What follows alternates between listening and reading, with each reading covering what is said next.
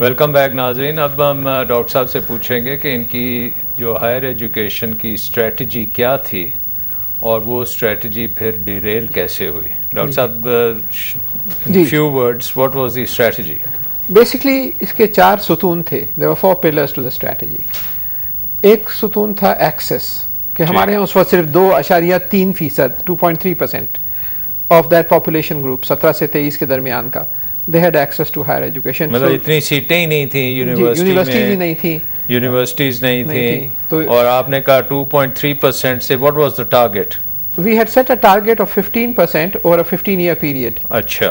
And we had within 5 years we had reached about 6.5%. ٹھیک. So we went up from 270,000 students to about 900,000 students. ٹھیک ہے.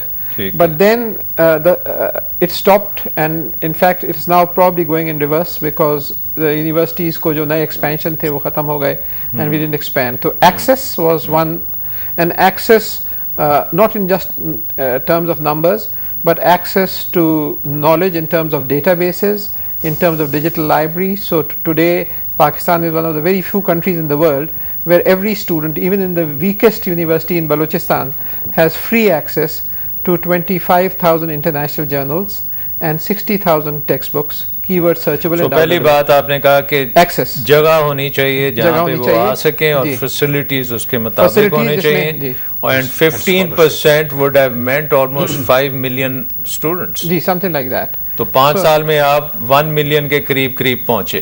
جی جی. 15 سال میں now you would have expected a much bigger jump as you were gaining experience. G, 1 million سے if we had gone to 4 million rather than 15 million, would have reached that. 4 million would have been a good target. Would have been a good target. وہ 15% آپ کا بن جاتا. Of that age group. ٹھیک. That's who were. So اب flat ہو گیا معاملہ. اب flat ہو گیا, بلکہ نیچے جا رہا ہے بیکاز یونیورسٹیز نئی بن رہی ہیں, سارے پی سی پروجیکٹس رک گئے ہیں, پاپولیشن بڑھتی جا رہی ہے, اسٹوڈنٹس کالجز سے نکلتے جا رہے ہیں. ایکسیس کے لیے آپ کو انفراسٹرکچر چاہیے. جی, فزیکل فیسلٹیز چاہیے. فزیکل فیسلٹیز چاہیے, بینڈ وڈتھ چاہیے, اگر آپ سائنس کی لیبارٹریز ہیں تو اکوپمنٹ چاہیے, انسٹرومنٹیشن چاہیے, اور سب سے اہم اساتذہ چاہیے, فیکلٹی چاہیے, high quality faculty. And then link to the scholarship programme, کہ کتنے آپ بچے بھجوا رہے ہیں. ہم نے کوئی 5,000 اسٹوڈنٹس کو بھجوایا تھا پی ایچ ڈی کے لیے. پاکستان میں ایک یونیورسٹی کتنا کاسٹ کرتی ہے؟ لیٹس سے 10,000 کے اگر اس کی ہو پاپولیشن. جی, it would cost about 10 to 15 billion rupees over a 10-year period. 10-year period. About 1 to 1.5 billion. اس کا آپ کو billion, about a billion and a half recurring. اور باقی تو کچھ بھی نہیں ہے جہاں پہ 43,000 billion کا آپ کا بجٹ ہے. جی جی جی. تو اس میں آپ لیٹ سے 4% 5% تو بڑے آرام سے ایجوکیشن کو دے سکتے ہیں. آپ کو 1% 1.5% چاہیے. جی ایگزیکٹلی. جی ڈی پی کا 1.5% ہو, جبکہ اس وقت جو مل رہا ہے وہ 0.2% یا 0.17%, یعنی مطلب 1% کا 5واں حصہ صرف مل رہا ہے. اور پاکستان جو ہے اس وقت دنیا کے وہ ان 7 ممالک میں سے ہے جو باٹم آف دا ورلڈ میں رینکنگ ہے, جس میں ٹوگو اور افریقہ کے چھوٹے ممالک آتے ہیں, جو کہ ایک رونے کا مقام ہے ایک نیوکلیئر پاور کے لیے. تو ایکسیس جو ہے that is one pillar of this. دوسرا پلر جو تھا وہ کوالٹی تھا, کہ آپ کس معیار کی تعلیم دے رہے ہیں. جب تک کہ معیار, کوالٹی کا مطلب ہے کہ آپ کے آؤٹ اسٹینڈنگ سسٹمز ہیں, آپ کے آؤٹ اسٹینڈنگ ٹیچرز ہیں, آپ کے آؤٹ اسٹینڈنگ کریکولم ہے, کٹنگ ایج جو بھی دنیا میں ہو رہا ہے وہ ملٹی فیسٹڈ, جس کے اندر کوالٹی ایشورنس سسٹمز ہوں, آپ کے امتحان کا نظام, آپ کے پڑھانے کا جو کوالٹی ہے کس طرح ہے, آپ کے اندر built in quality assurance systems ہیں, ایکسٹرنل پیئر ریویو ہے یا نہیں, آپ کے جو بچے نکل رہے ہیں وہ ان کا معیار باہر کے اچھی یونیورسٹیز کے مقابلے میں ان کا معیار کیا ہے, اور اس کوالٹی کو لانے کے لیے کیا کچھ کرنا ہے. سو دیٹ, اینڈ اس میں سب سے اہم چیز اساتذہ, and that links up the scholarship programme, جس پہ ہم نے سب سے زیادہ پیسہ خرچ کیا. اور کیونکہ آپ نے وہ جینڈر کا معاملہ بھی اٹھایا تھا, تو اس وقت پاکستان میں تقریباً 47.3% جو اسٹوڈنٹس ہیں وہ فیمیل اسٹوڈنٹس ہیں, اور 53% جو ہیں وہ میل اسٹوڈنٹس ہیں. تو یہ good ایون آؤٹ ہوا ہے. پہلے بہت زیادہ ڈفرینس تھا, پہلے کوئی 15% کا ڈفرینس تھا, وہ اب تقریباً کچھ پرسنٹ رہ گیا ہے. So there was an evening out. And the women seem to perform better. And they are doing very well. They are doing very well. They have been excellent. So the quality was the second thing, جس کے اندر ہم نے پھر 4 سالہ under graduate programme Pakistan میں لے کر آئے. پہلے 2 سالہ انڈر گریجویٹ پروگرام تھا اور ہماری ڈگریز کہیں ریکگنائز نہیں تھیں, اور انٹرنیشنل کوالٹی ایشورنس ایجنسیز کے ساتھ لنک کیا. This was the second major pillar.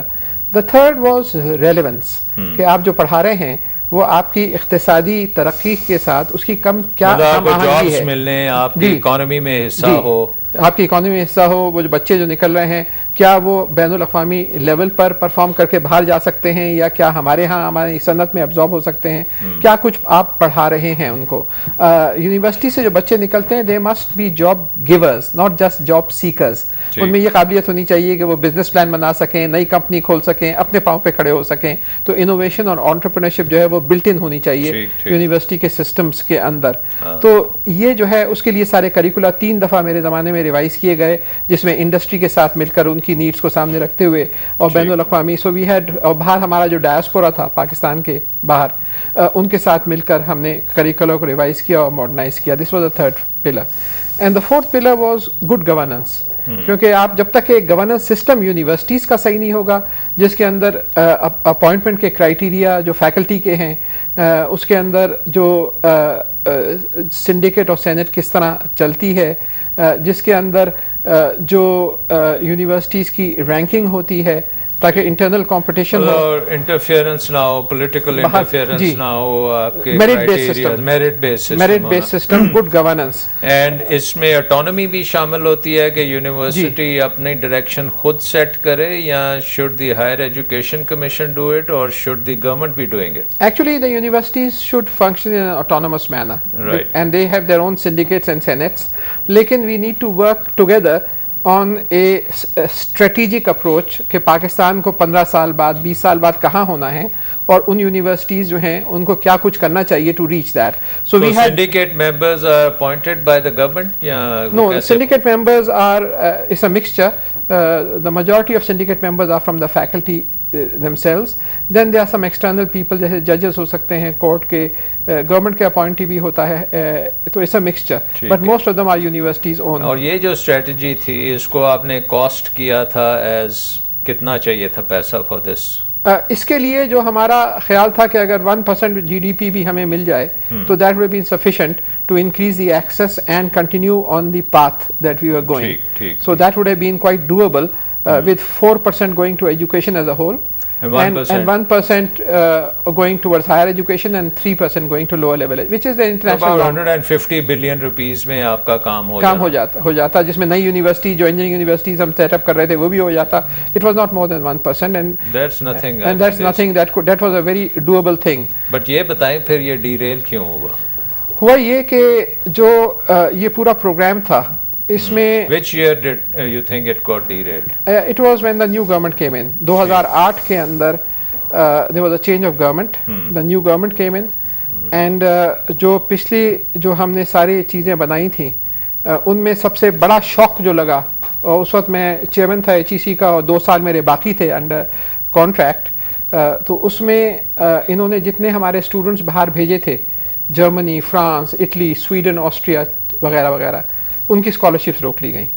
تو کتنے تھے وہ students? there were more than 3,500 4,000 students, اب کوئی 5,000 کے قریب ہیں, اینڈ موسٹ زیادہ تر اس میں سے غریب خاندانوں کے تھے کیونکہ میرٹ کی بنیاد پہ سلیکٹ ہوئے تھے. And we had a commitment, ان کو دیے گئے تھے, ایکنیک سے اپروول ہوا تھا, فائنانس سے اپروول ہوا تھا. تو وہ کس نے کاٹے؟ گورنمنٹ نے کہا کہ نہیں, گورنمنٹ تو نہیں, کس منسٹر نے؟ Ministry of finance. Who was the minister at that time?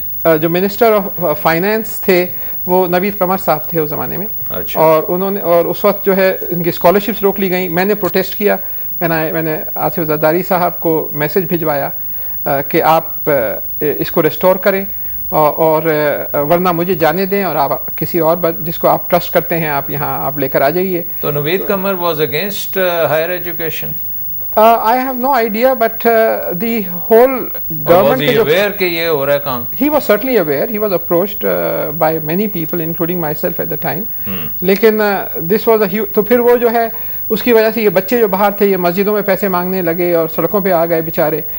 So I resigned in protest and went out of the. پھر اس کے نتیجے میں سینٹ کمیٹی نے ایک ریزولوشن پاس کیا جس کو سینیٹر رزینہ عالم صاحبہ چیئر کرتی تھیں, calling it a golden period of higher education, calling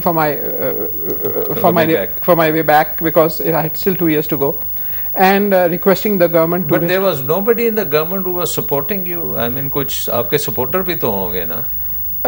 Well, cabinet میں the prime minister, what was his position on this? The prime minister again was going along with the cabinet colleagues, and they were not very keen کہ higher education. But who was driving the charge against higher education?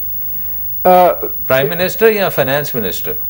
Actually it was a number of people, not just one or two people, but there were several people who felt we have a feudal system. Right. Feudal system کے اندر جو آپ کے feudal land Lord's ہیں اور cabinet کے اندر اکثر feudal land Lords ہی آتے ہیں اور پارلیمنٹ میں بھی ہیں, وہ نہیں چاہتے کہ آپ کے ملک میں تعلیم حاصل ہو. کیوں؟ کیونکہ وہ کل جو ہے یہی لوگ جو ہیں یہ کھڑے ہوں گے اور ان میں کیپیبلٹیز ہوں گی, اور جو ان کا ہولڈ ہے, پاور ہولڈ ہے, فیوڈل پاور ہولڈ جو ہے وہ ختم ہو جائے گا. یہ تو بہت آپ کا سیریس چارج ہے. It is absolutely correct. Pakistan دنیا کا واحد ملک ہے اس وقت جہاں پہ اس قسم کا فیوڈل سسٹم موجود ہے. ہندوستان نے نہرو کے زمانے میں ختم کیا. بنگلہ دیش نے جیسی بنگلہ دیش انڈیپینڈنس آئی تو ان کے سپریم کورٹ نے ڈیسیجن دیا کہ ختم کرو فیوڈل سسٹم کو. ہم نے اپنی فیوڈل سسٹم کو اور مضبوط کرتے گئے, اور ہمارے ہاں we'll have to take a little break. Sure. And then we'll start right from here کہ یہ پاکستان کی ہائر ایجوکیشن کے دشمن کون ہیں. جی جی. Let's take a short break.